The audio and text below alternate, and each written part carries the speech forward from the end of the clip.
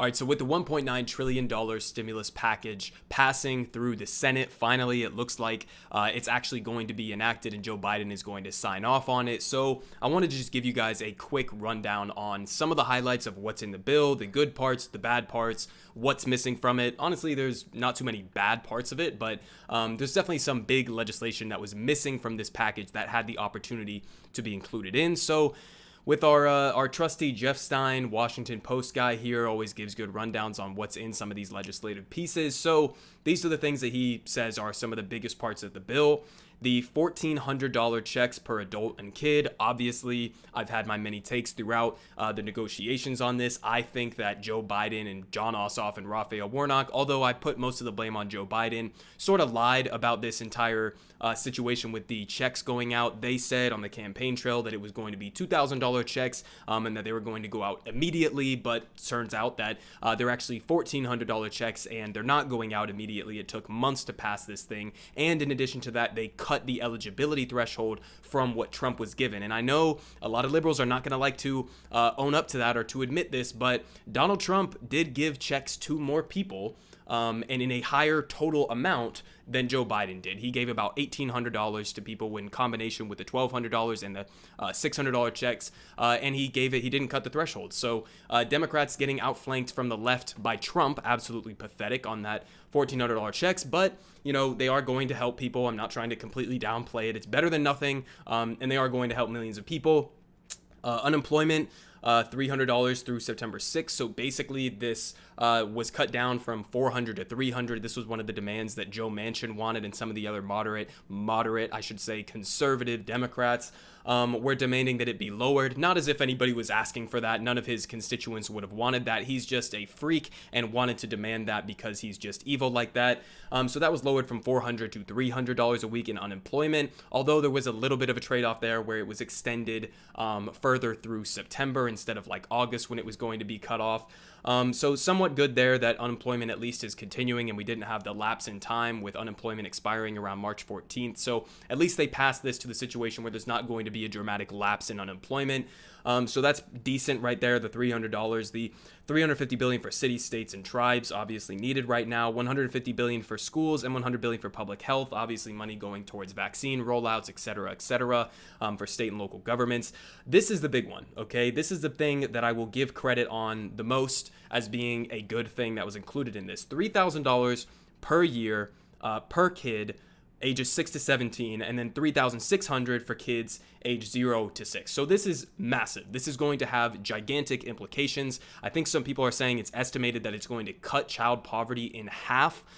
So huge piece that was added there. Somewhat, I guess, kind of last minute that they started talking about this, but it was a huge piece that was popular. They passed it. This is going to have good implications down the road. The question is, this only lasts for 1 year. There is an expiration date on it. So it's going to be up to Democrats to make that permanent, and they absolutely should make it permanent. It kind of makes you ask the question of like, damn, if it's that easy to cut child poverty in half, why the fuck were we not doing this already? Why is this even a question that this would be extended indefinitely if it's able to have that much of a direct impact on people? So, you know, pretty good steps that are being taken here and giving direct relief to people. I think that's kind of the biggest difference between this bill and the bills that were passed under Trump, is that the bills that were passed under Trump were more oriented towards the business side of it and giving money to the people at the top and hoping that it trickled down and that it protected payrolls and stuff. This bill is giving a little bit more in direct aid to people and families specifically. So in that sense, I think it's a little bit better, trending in a better direction there. In addition, okay, so Jeff Stein commenting on the $3,000 per year. It's a 1 year. It will be sent via direct deposit, depending on IRS capacity, on a periodic basis.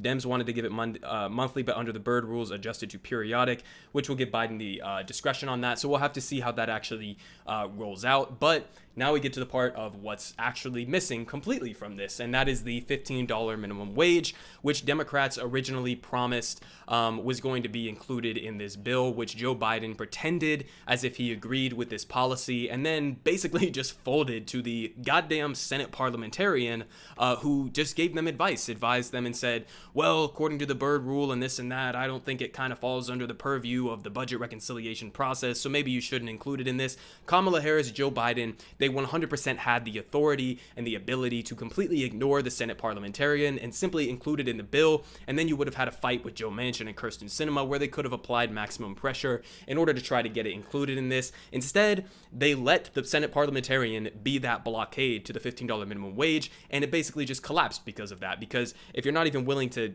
go over that tiny hurdle that was in your way, it's not even fair to call it a hurdle at all. It was just advice. But if you're going to fold to that, you're obviously not willing to take on the fight with some of the more conservative aspects within your own party. And to me, that says very clearly that you never believed in the policy at all.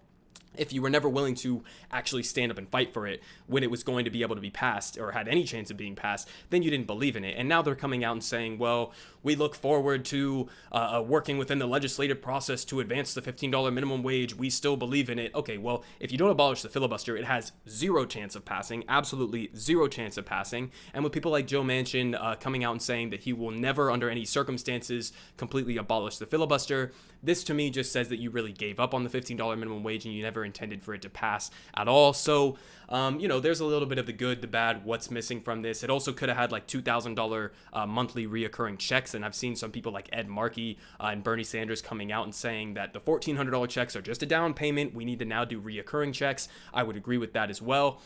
So those are kind of the things that are more missing from this package. But also, give credit where it's due. There are some good pieces in this, especially the child tax credit is a great piece of this legislation. So overall, I guess I would give it, if I had to grade it on like a grading scale, I would give it like a B minus, maybe a C plus on this, because it was, a decent plug for the current situation, I guess. It's definitely better than nothing for the state of our economy right now.